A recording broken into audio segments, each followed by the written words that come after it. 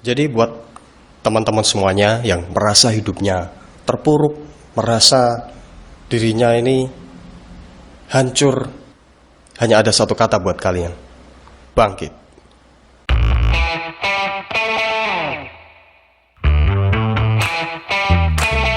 Oke, teman-teman yang sudah mengunjungi channel Fnora ini, saya ucapkan selamat datang dan selamat bergabung.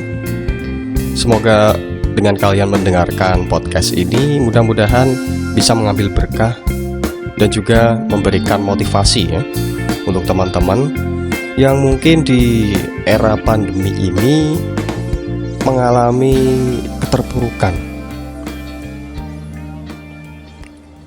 Oke, mungkin banyak orang yang terdampak ya dengan adanya pandemi COVID-19 ini. Itu artinya kalian tidak sendirian. Jadi please deh buat teman-teman yang merasa hidupnya paling terpuruk, hilangkan mindset itu. Karena apa? Dalam wabah COVID-19 ini banyak sekali sektor yang terkena imbasnya.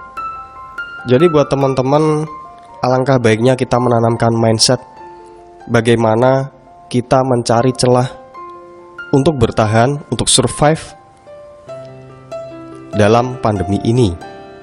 Mungkin pada kehidupan normal sebelumnya kalian merasa jenuh dengan rutinitas, atau mungkin ada yang pingin mencari sesuatu hal baru, tapi karena terhalang oleh rutinitas, kalian merasa tidak punya waktu.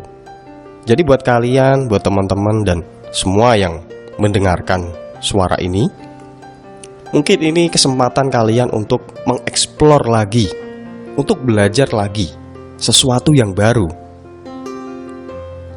Karena inilah satu-satunya kesempatan.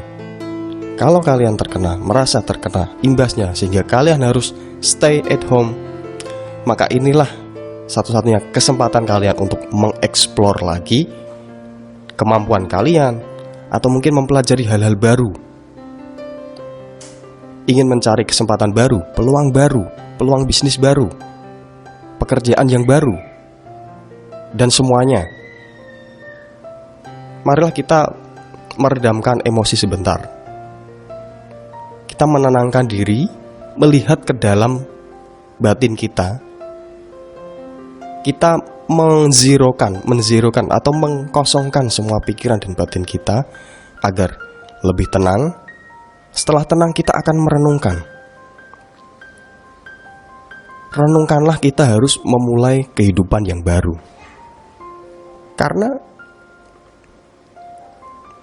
Karena inilah kesempatan kita untuk menemukan hal-hal yang baru, menemukan peluang-peluang yang baru. Jangan merasa dirimu itu orang yang paling terpuruk. No, jangan seperti itu ya. Karena kalau kalian mau melihat orang-orang lain di luar sana, mungkin banyak sekali orang-orang yang mungkin secara status lebih terpuruk daripada Anda. So, buat teman-teman semuanya, kalau kalian ingin meraih kesuksesan dalam kondisi seperti ini memang agak sulit ya, karena ruang gerak kita terbatasi. Jadi untuk bergerak kita harus hati-hati dan juga terbatasi oleh peraturan-peraturan atau kebijakan dari pemerintah. Namun bukan berarti itu tidak mungkin dilakukan.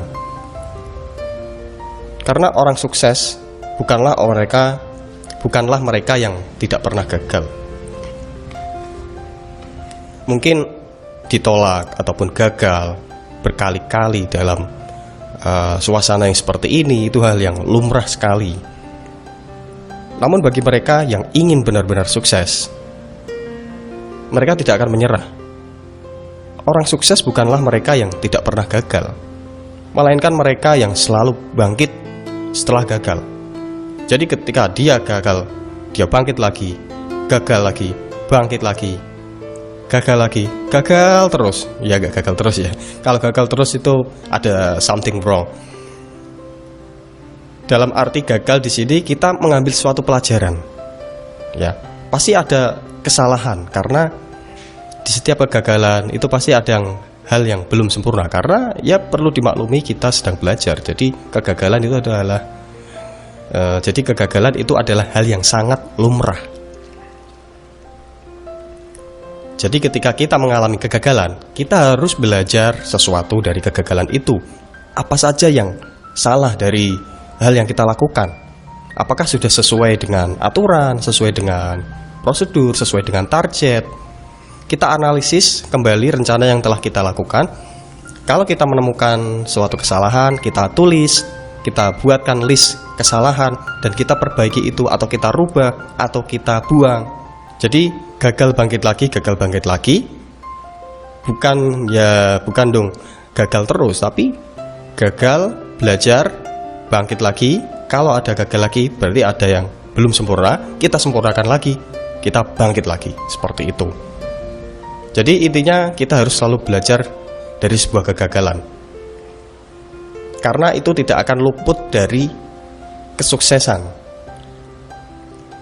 Karena untuk mencapai kesuksesan memang dibutuhkan air mata darah mungkin ya, atau susah payahan, jerih payah, keringat, air mata, penolakan, kegagalan. Itu adalah jalan yang harus ditempuh oleh orang-orang yang sukses. Jadi mungkin semua konten saya tidak akan memberikan hal yang enak-enak, karena kesuksesan memang harus diraih dengan jerih payah. Itulah yang akan membentuk mental kita menjadi mental yang pantang menyerah. Karena memang untuk mencapai sesuatu atau mencapai impian pasti ada halangan, pasti ada problema yang mengikuti. Dan kita selaku pemimpi itu jangan sampai menyerah. Nah, kalau kita gagal, mungkin kita akan berlarut ya dalam sedih, atau mungkin nangis, atau mungkin kemurungan. Jadi kalau gagal itu ya gak bisa bahagia dong mas. No, bukan seperti itu ya. Kita membuat bahagia itu tergantung mindset kita, bukan karena suasana hati atau mungkin kenyataan yang sesuai dengan rencana. Itu bukan kebahagiaan, men. Kebahagiaan itu kita yang buat. Kita menyikapi segala hal yang terjadi, baik itu berkonotasi negatif dalam arti hal yang di luar keinginan kita, atau kejadian yang sesuai dengan keinginan kita. Apalagi itu ya, kita harus mensyukurinya, dan kita bisa menghadapi dengan kebahagiaan. Jadi kebahagiaan itu kita yang buat, mengkondisikan hati dengan sesuatu yang positif. Jadi kalau kita gagal, kita bisa kita mempunyai mindset bahwa kegagalan itu adalah pelajaran yang sangat berharga sekali. Jadi lewat kegagalan itu kita diingatkan bahwa ada sesuatu yang mungkin kurang tepat, atau mungkin salah dalam penempatan dalam rencana kita. Ya solusinya begini ya, kalau boleh kasih saran sih, jangan pernah letakkan kebahagiaan kita pada sikap dan penilaian orang lain. Itu saran ya. Jadi banyak orang atau manusia mempunyai kesempatan, mempunyai ide-ide brilian, namun mereka ragu atau sungkan untuk merealisasikannya. Mereka mempunyai pendapat yang mungkin brilian, mereka sungkan untuk mengekspresikannya atau merealisasikannya. Karena apa? Ada halangan-halangan dalam batin mereka. Rasa takut, rasa cemas terhadap sikap dan penilaian orang lain. Saya mau berbuat seperti ini, nanti gimana ya kata orang ya? Nanti saya dinilai orang seperti apa ya? Hal-hal semacam itulah yang membuat kita kadang menunda-nunda atau tidak jadi melakukan hal yang seharusnya itu baik, karena kita terlalu mementingkan atau memikirkan penilaian dan sikap orang lain terhadap kita. Kalau dipikir-pikir, orang lain itu gak akan menjamin kehidupan kita gitu loh. Sikap dan penilaian mereka itu ya udahlah, tidak usah dihiraukan gitu. Karena kalian harus menyadari bahwa orang-orang yang menilai negatif, baik positif atau negatif, mereka juga tidak akan menjamin kehidupanmu gitu. Mau kamu sukses atau mau kamu baru jatuh, mereka juga tidak akan menjaminnya gitu. Tapi kalau kalian sukses, Penilaian orang pasti beda-beda juga, ada yang positif, ada yang negatif.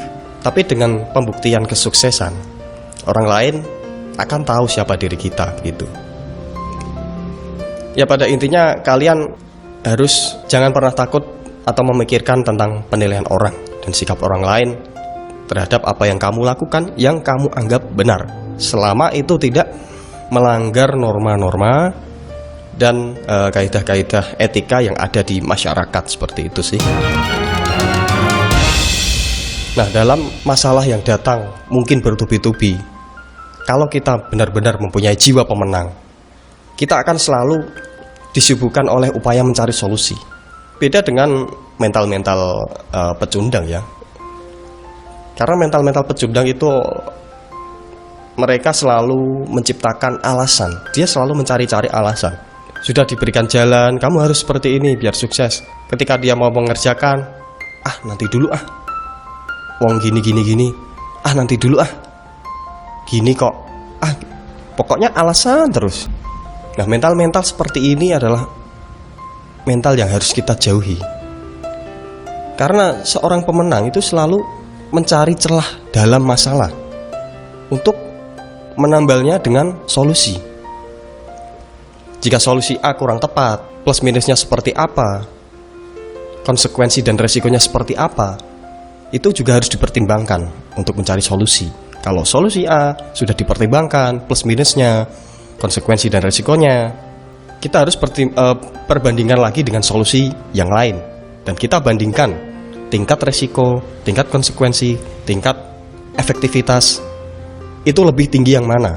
Resiko yang lebih rendah dengan efektivitas yang persentasenya lebih tinggi. Nah, itu adalah solusi yang harus dicari atau diambil. Kalau saran dari saya, ketika kalian mempunyai ide, ketika kalian akan melakukan sesuatu, segera lakukanlah sebelum 5 detik. Otak kita itu tidak positif, tidak negatif. Mereka itu bersifat seperti egoistis, jadi selalu mencari kenyamanan. Itu adalah persepsi otak. Jadi ketika kalian ingin melakukan sesuatu, lakukanlah sebelum 5 detik itu usai. Maksudnya apa? Ketika saya ingin mandi, sebelum 5 detik kalian harus sudah ambil handuk dan mencapai kamar mandi.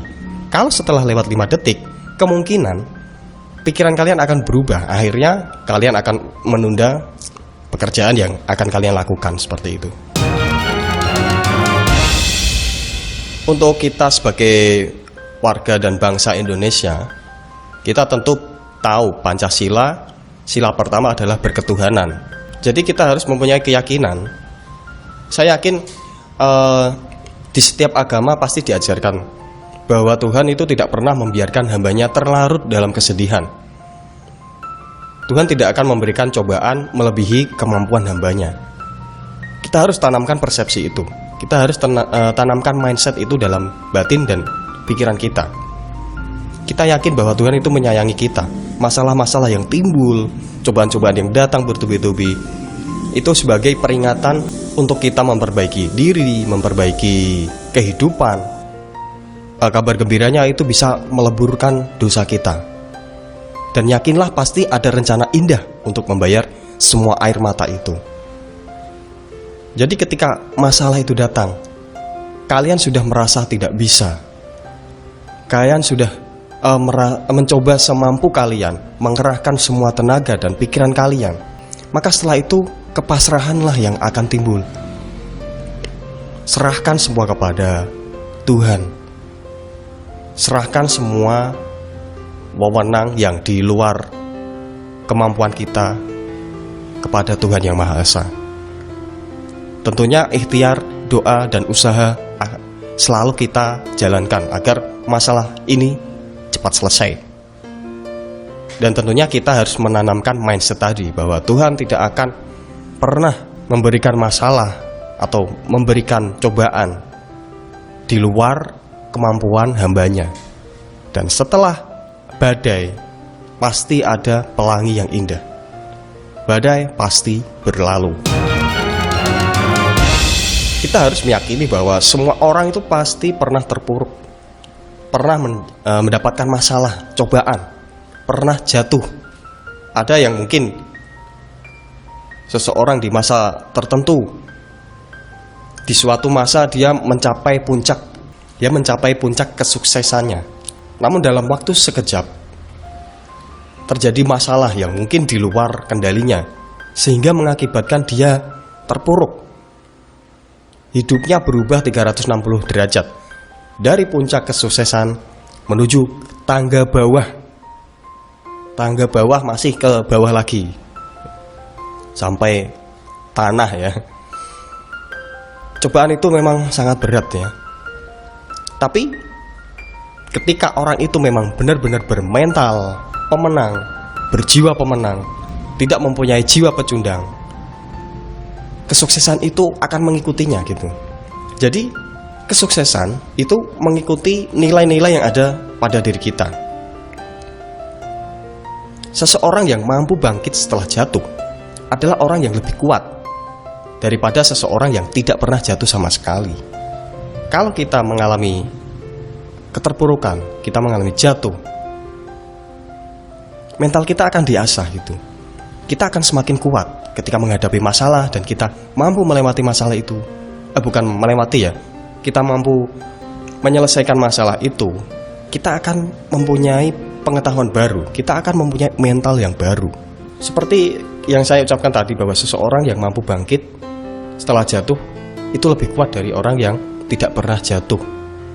Ya, kita tahu mungkin orang pernah mengalami di masa-masa sulit, masa-masa di bawah, bukan di puncak. Tapi intensitas itu berbeda. Setiap orang mempunyai masalah yang berbeda-beda, mempunyai tingkat kesulitan yang berbeda-beda, mempunyai intensitas masalah yang datang berbeda-beda.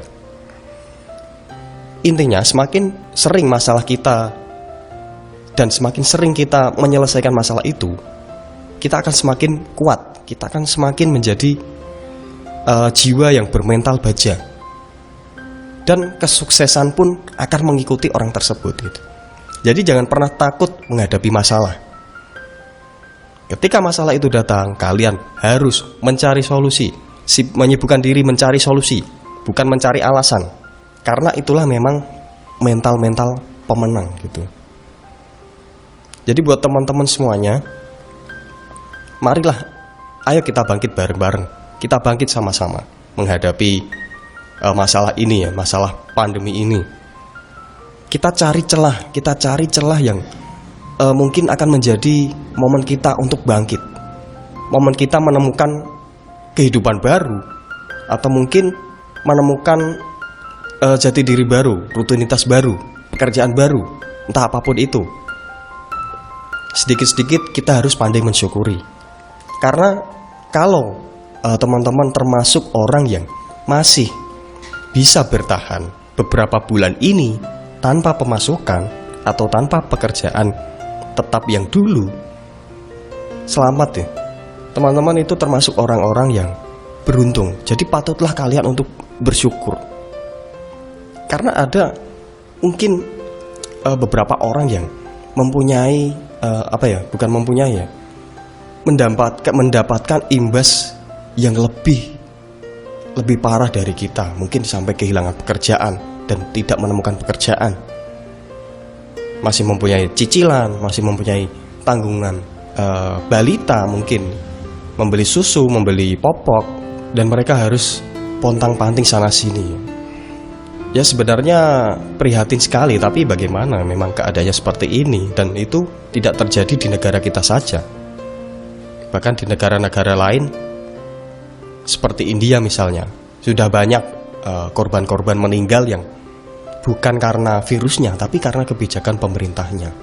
Jadi dalam setiap keterpurukan, hal-hal yang mungkin tidak menyenangkan untuk kita, pasti ada hal-hal yang masih bisa kita syukuri. Carilah hal-hal itu, galilah itu. Itu akan memberikan ketenangan dalam batin kita. Dan ketika batin kita tenang, pikiran kita tenang, kita akan mencapai solusi. Nah, solusi inilah yang akan menjunjat kita, merangkul kita ya, untuk menuju tangga kesuksesan. Kita berharap pandemi ini segera berakhir. dan semua bisa kembali ke kehidupan normal yang baik, gitu. Tentunya ya, yang lebih baik daripada kemarin. Terima kasih sudah mendengarkan celotehan-celotehan saya di channel ini, di podcast ini. Semoga semua kebaikan selalu datang kepada kita dari seluruh penjuru mata angin, dan semoga semua makhluk berbahagia. Be and it is.